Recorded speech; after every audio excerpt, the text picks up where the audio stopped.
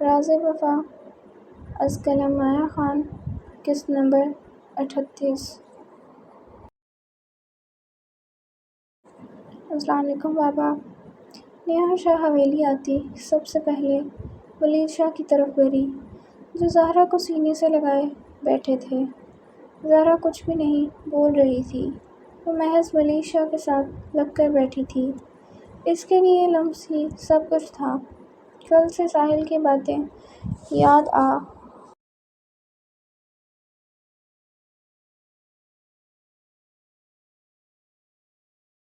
رہی تھی۔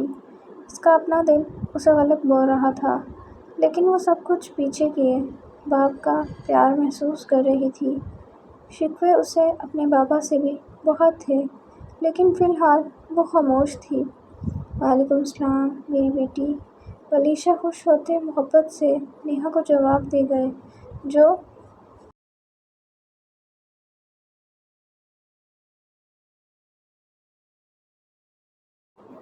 دوسری سائڈ سے آتے ان کے سینے سے لگی۔ اس نے ایک بار بھی زہرا کو پیچھے ہونے کا نہیں بولا تھا، بلکہ خود ہی ایڈجسٹ ہو گئی تھی۔ کیسی ہے میری بیٹی؟ ولید شاہ نیہا کے ماتھے پر لب رکھتے پوچھ گئے، جو زہرا کو سوچوں میں گم دیکھتے چپ تھی۔ میں ٹھیک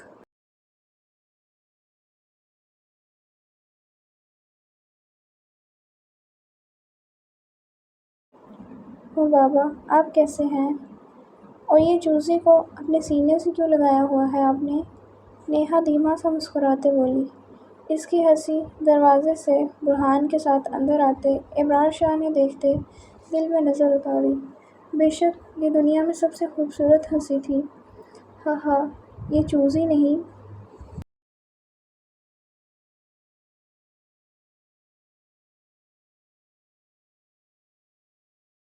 میری جان، یہ چھوٹی سی ڈول میری جان ہے۔ ولید شاہ نیہا کی بات سمجھتے زہرا کے گرد حصار بناتے بولے، جبکہ زہرا اس کے چوزی کہنے پر ساحل کو یاد کرنے لگی۔ وہ بھی تو ہر وقت اسے اسی نام سے ہی تنگ کرتا تھا۔ زیانی ابھی نیہا شاہ پھر کچھ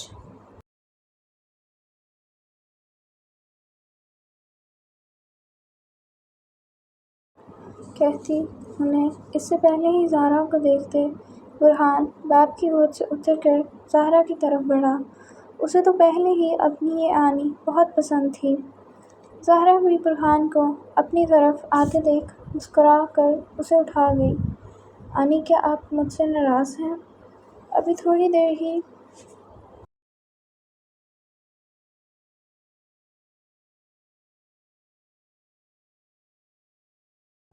ہوئی تھی کہ زہرا برہان کو اپنی گود میں بٹھائے کہ برہان ہونٹ لٹکائے بولا۔ سب کی توجہ اس کی طرف ہوئی، جبکہ فرزانہ بیگم ابرار سے ملتی شکوے کر رہی تھی، جس پر وہ محبت سے انہیں منا رہا تھا۔ نہیں میرے پیارے بیبی، میں بالکل بھی ناراض نہیں ہوں۔ زہرا برہان کے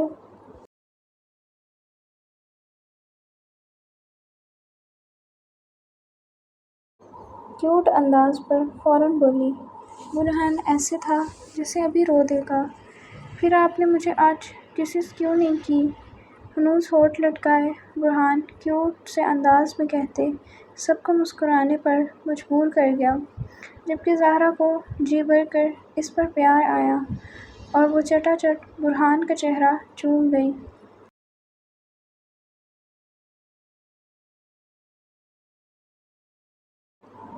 بڑا کوئی ٹھرکی بیٹا ہے آپ کا ابرار صاحب۔ ریحان جو سیڑھیاں اترتے سن چکا تھا کہ شرارت سے مسکراتے بولا، جس پر ابرار شاہ نے اسے زبردستی گوڑی سے نوازا۔ اس کی شکل دیکھتے غصہ کسی اور چیز کا یاد آیا تھا۔ سارا چاچو کا ٹھرک اسی میں ٹرانسفر ہوا ہے۔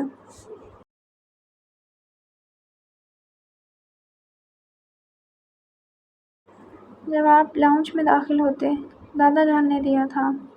ریحان نے دادا جان کو دیکھتے ایک نظر شکایتی بی جان کو دیکھا، جو آگے آتی نیہا سے ملتے دادا کو رو رہی تھی، جو کبھی بھی ان کے لاڈلے پوتے کو تنگ کرنے سے باز نہیں آتے تھے۔ ریحان، ہم سب کو پتہ ہے تم بڑے ہو گئے ہو، اب چھوٹے شاہ نہیں رہے۔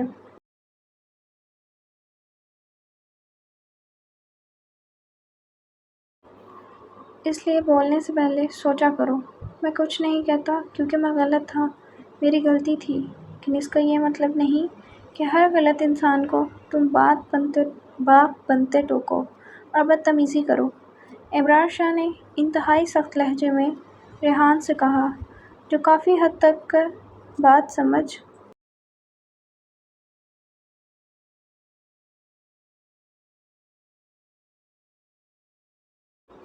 گیا تھا کہ ابرار کس بارے میں بات کر رہا ہے۔ کیا بات ہے ابرار؟ ریحان سمیت سب خاموش تھے، لیکن حیدر شاہ آتے اپنے بڑے بیٹے کو سخت لہجہ دیکھتے فوراً پوچھ گئے۔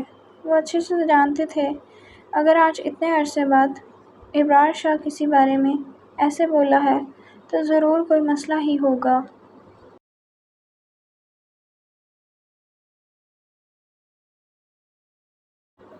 لالا، وہ جب رپورٹ دیکھی تو مجھے غصہ آ گیا تھا، مجھے ان سے یہ امید نہیں تھی۔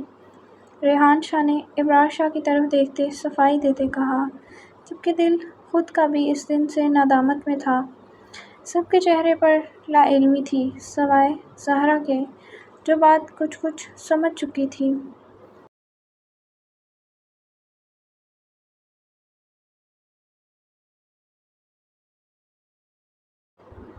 اچھا، اگر کوئی بڑا غلط ہوگا تو تم وہ الفاظ بولو گے؟ اور تمہیں کس نے حق دیا ہے کہ دوسرے کی غلطی پر تم اس کے باپ بننے نکلو؟ بات کرنے اور سمجھانے کا طریقہ ہوتا ہے ریحان، جو میں تمہیں اس عمر میں بتانے سے تو رہا، کیا غلط کو غلط طریقے سے روکنا۔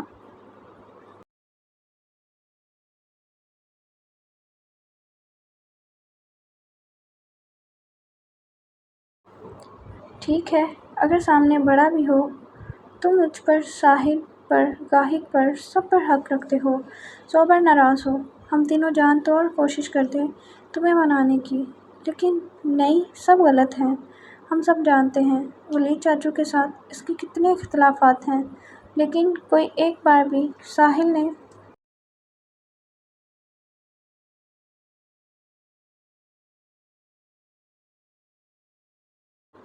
چاچو سے اس طرح بات نہیں کی۔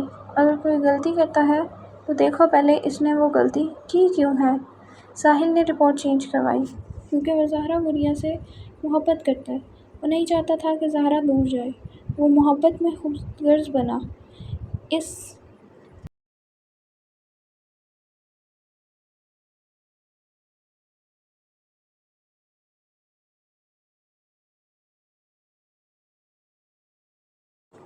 کا یہ مطلب نہیں کہ اس نے کوئی سنگین گناہ کر دیا جو تم بات بن کر پہنچ گئے۔ ابرار شاہ نے برہان کی صفائی کو کسی خاتے میں نہ لیتے دو ٹوک بات کی۔ آج وہ ایک عرصے بعد پہلے والا ابرار بنا تھا۔ اب کی بار آواز بھی اونچی تھی۔ نہر شب ساختہ پہلے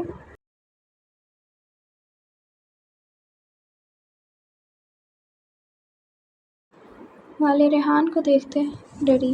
یہ ابرار رشتوں میں کے معاملے میں جذباتی تھا، جو اپنے سے جڑے لوگوں کو تکلیف میں دیکھتے فوراً جذباتی ہو جاتا تھا۔ ہوا کیا ہے ابرار پتر؟ اب دادا جان نے تحمل سے پوچھا، جبکہ ظہر شاہ کو بالکل اچھا نہیں لگ رہا تھا ابرار کا ایسے ریحان کو ڈانٹنا۔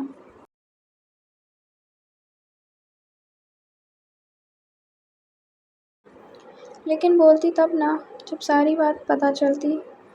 میں نے ساحل لالا سے تھوڑے غصے میں بات کی تھی، اس کے لیے میں شرمندہ بھی ہوں۔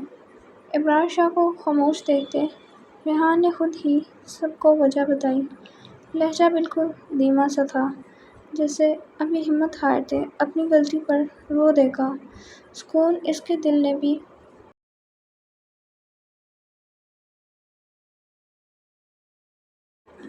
اسے لینے نہیں دیا تھا، لیکن اب یہ باتیں زہرا شاہ کو جا بجا شرمندگی ہوئی۔ جو بھی ہوا اسے لگ رہا تھا ساری اس کی غلطی تھی۔ آپ کیا کہنا چاہ رہے ہیں لالا، کہ بڑا اگر غلط ہے تو ہم چپ رہتے اس کی غلطی کو بڑھاوا دیں؟ ضحیٰ شاہ کچھ بات سمجھتے بولی، مگر پوری بات اسے بھی نہیں پتہ تھی۔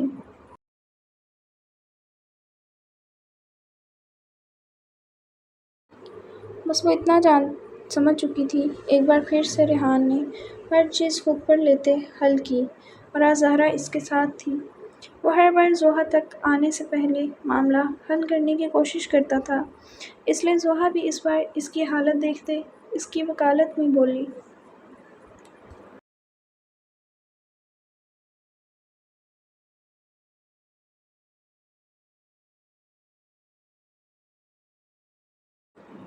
کہاں برداشت تھا مقابل کا چپ اور شرمندہ ہونا۔ اس دنیا میں ٹھیک کوئی بھی نہیں ہے ضحیٰ، لیکن سمجھدار اور اعلیٰ ظرف وہ ہے جو موقع کو دیکھتے اور اگلے کو دیکھتے بات کرے۔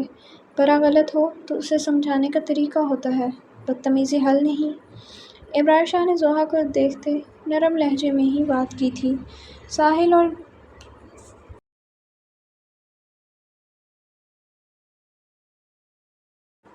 ابرار ہمیشہ ضحیٰ کے ایک پرسکون لہجے میں بات کرتے تھے۔ اس دنیا میں ہر انسان کا انداز مختلف ہوتا ہے لالا۔ ضحیٰ آخر ایک وکیل تھی، دلائل نکال ہی لیتی تھی۔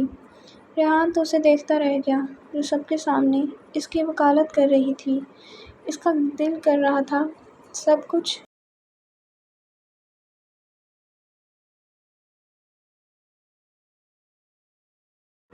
چھوڑ کر اس سیریس سچویشن میں بھی ضحیٰ کا منہ ہم بالکل ٹھیک، لیکن انداز اپنوں کے لیے الگ الگ ہونا چاہیے۔ یہ بات میں نے بھی بہت دیر بعد سیکھی ہے۔ ابرار شاہ نے پھر سے تحمل سے جواب دیا۔ ضحیٰ اب خاموش ہوئی، شاید ابرار کی بات اسے سمجھ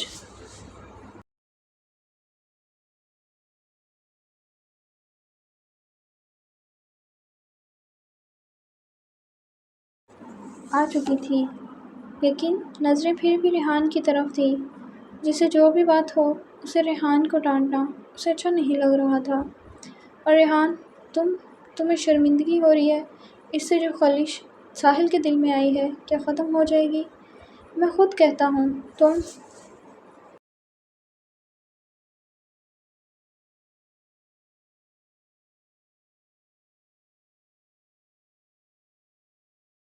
صحیح ہو، لیکن کیا سچ میں وہ طریقہ ٹھیک تھا؟ وہ بھی انسان کے ساتھ جو شروع سے تمہیں بھائی مانتا ہو۔ ابرار شاہ نے دوبارہ ریحان کی طرف دیکھتے افسوس والے لہجے میں کہا۔ پہلے سے شرمندہ ریحان کو مزید شرمندگی ہوئی۔ اب وہ خاموش تھا۔ وہ اپنی غلطی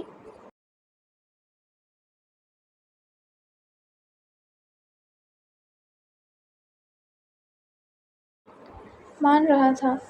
انسان تب ہی کامیاب ہوتا ہے جب اپنی غلطی مان جائے، اور وہاں کھڑا اپنی غلطی مان رہا تھا۔ ہاں بھائی، آتے ہی اس منحوس نے میرے بیٹوں میں لڑائی کروا دی ہے۔ ابھی ابرار دوبارہ کچھ بولتا کہ اس سے پہلے ہی فرزانہ شاہ زہرا کی طرف دیکھتے بولی، پہلے تو بہنیں کیا کم تھیں کہ ایک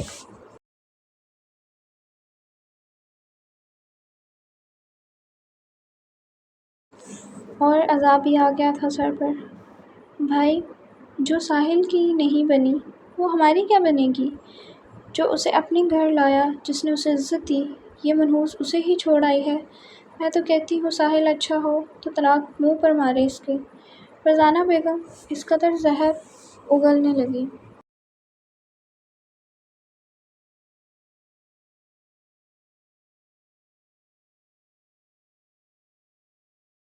کہ زہرا شاہ کا دل دہل کر رہ گیا، خاص طور پر ان کی آخری بات پر۔ زہرا کو شدت سے ڈر لگا۔ کیا سب میں ساحل اسے واقعی چھوڑ دے گا؟ دماغ میں پہلے سے چلتے وسوسے اور زیادہ ہوئے۔ ماما، اگر کسی سے آپ کی اولاد بدتمیزی کرے تو اس میں قصور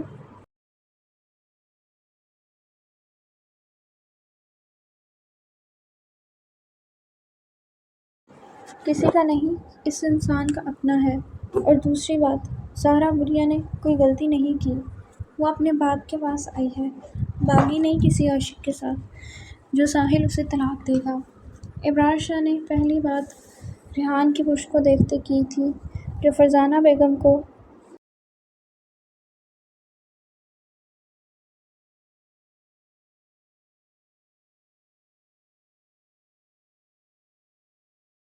بولتے دیکھ خود اپنے کمرے میں چلا گیا تھا، جبکہ دوسری بات زہرا کو دیکھتے کی، جس کا واضح کانپنا وہ نوٹ کر چکا تھا۔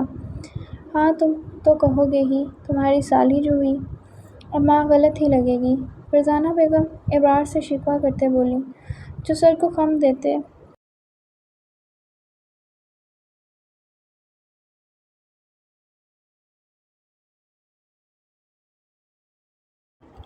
گہرا سانس لے گیا، البتہ خاموش ہی رہا، کیونکہ ایک بات کرتا تو فرزانہ بیگم آگے سے دو گرتی۔ بابا آپ نے بولا تھا سردار میں بنوں گا، لیکن یہ سب کیا ہے اب؟ ضیاء نے رومان خان کو دیکھتے پوچھا، جو شیطانیت سے کچھ سوچ رہے تھے۔ سردار میرا ہی بیٹا ہونا چاہیے رومان، فرزانہ بیگم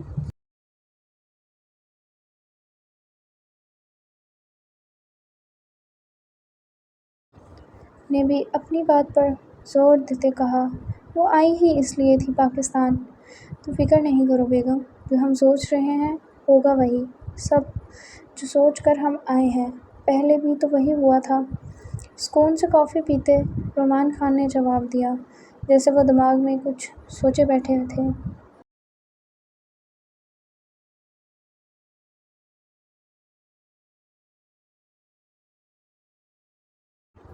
ایمان تم گاہک سے شادی کرو گی، مجھے تمہارے اعتراض سے کوئی فرق نہیں پڑتا، بے شک اس کی دوسری تیسری بیوی بنو، مگر اس کی ہی بیوی۔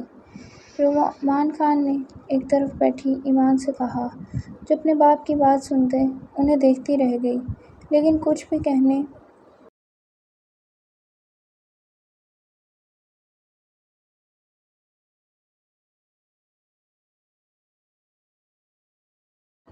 ہمت نہیں ہوئی تھی۔ ایک ماں باپ کے سامنے تو وہ چپ ہوتی تھی جو اس کے صرف مطلب کے مطابق بات کرتے تھے۔ آپ کی چائے؟ رمیسا دروازہ نوک کرتی اندر داخل ہوئی اور سامنے بیٹھی فرزانہ بیگم کو دیکھتے بولی، جو سامنے رکھنے کا اشارہ کر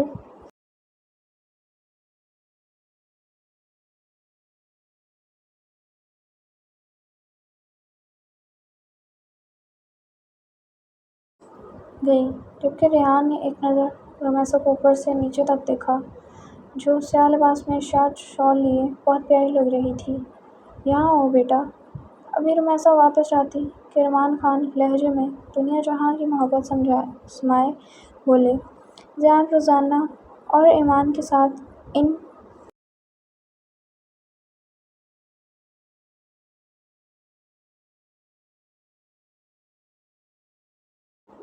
کے لہجے پر رمیسا بھی حیران ہوئی، لیکن ان کی طرف پلٹی، چہرے پر سوالیہ تاثرات تھے۔ اب تو بیٹی ہو میری، یہاں پاس بیٹھو۔ رومان شاہ نے پہلے سے بھی زیادہ نرم لہجے میں رمیسا کو بلایا، جو ہوش کھا کر مرنے کو تھی، جبکہ کھڑی ابھی تک وہیں تھی۔ ضیاء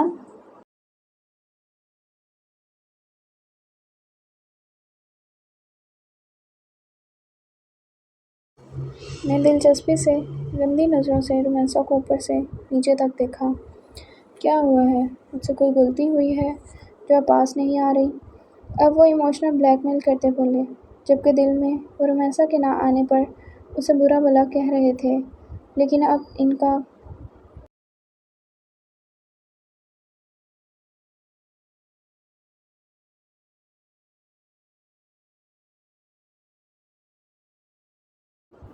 کام رمیسا سے ہی تھا، ضرورت میں گدھے کو باپ بنا رہے تھے۔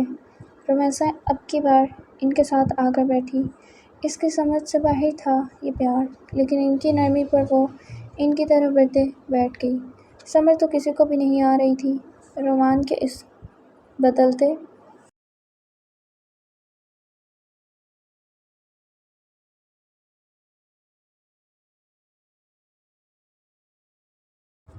رویے کی۔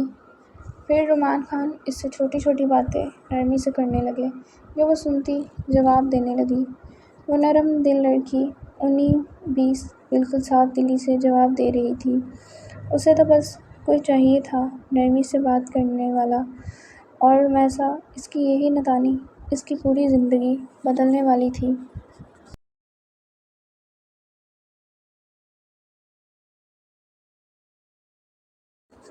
ریحان، میں اندر آ جاؤں؟ زحا نیچے کچھ دیر سب کے ساتھ بیٹھتی، ریحان کے پیچھے اس کے کمرے کے باہر آتے دروازہ نوک کرتے پوچھنے لگی۔ اسے ریحان کے اس طرح آنے کی وجہ سے فکر ہو رہی تھی، اور دوسرا اسے اچھے سے یاد تھا کہ ریحان نے کل رات سے کچھ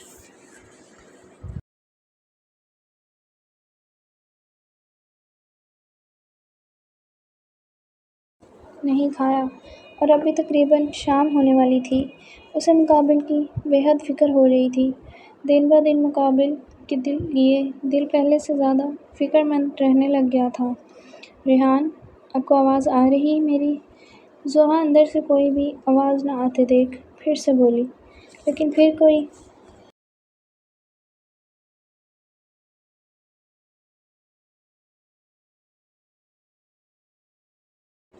جواب نہیں آیا، جس پر زحا پریشان ہوتی ہلکی سی آواز میں دروازہ کھولتے اندر داخل ہو گئی۔ جہاں جاتے حیرانگی سے منہ کھلا، کیونکہ پورا کمرہ اندھیرے میں ڈوبا ہوا تھا، جس پر زحا آگے بڑھتے لائٹس آن کر گئی۔ کمرے میں معمول سے ہٹ کر کافی ٹھنڈ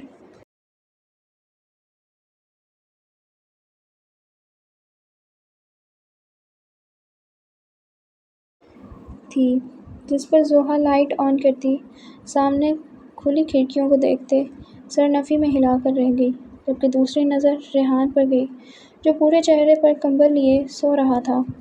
اب صحیح معنوں میں زحا پریشان ہوئی، ورنہ کب ہی ریحان اس وقت سوتا تھا۔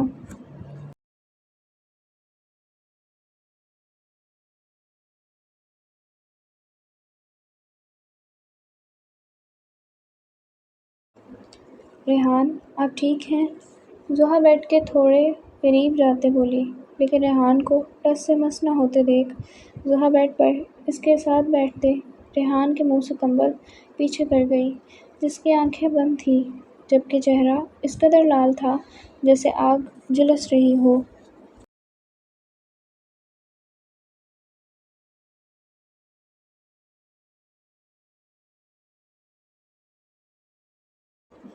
زحا فوراً سے ریحان کے ماتھے پر ہاتھ رکھ گئی، جس پر ریحان فوراً آنکھیں کھول گیا۔ شاید اس کے تپتے ماتھے پر زحا کے ٹھنڈے ہاتھوں کا لمس اسے اٹھا چکا تھا۔ آپ کو تو بخار ہے ریحان؟ زحا حیران ہوتی ریحان کی کھلی آنکھیں دیکھتے بولی، اس کے لہجے میں بیک وقت فکر مندی، پریشانی اور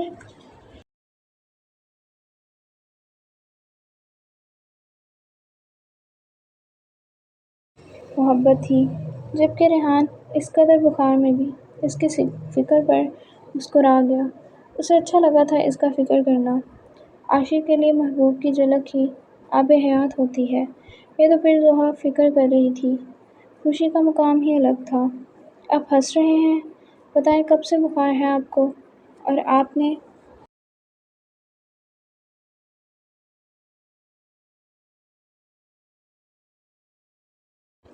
میڈیسن لی کوئی؟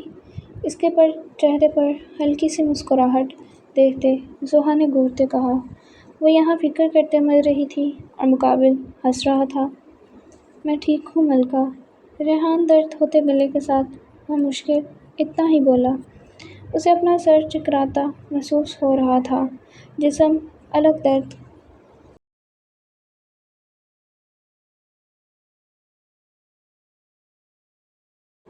سے جان نکال رہا تھا، لیکن اس سب میں کمی ہوئی تھی، وہ بھی محض زحا کی موجودگی سے، جو دل کو خوش تھا اسے اپنے پاس اپنی فکر کرتے دیکھ۔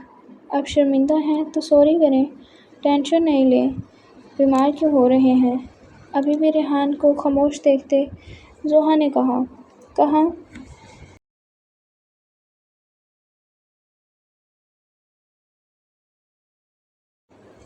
پسند تھا؟ قابل کا اداس چہرہ جاری ہے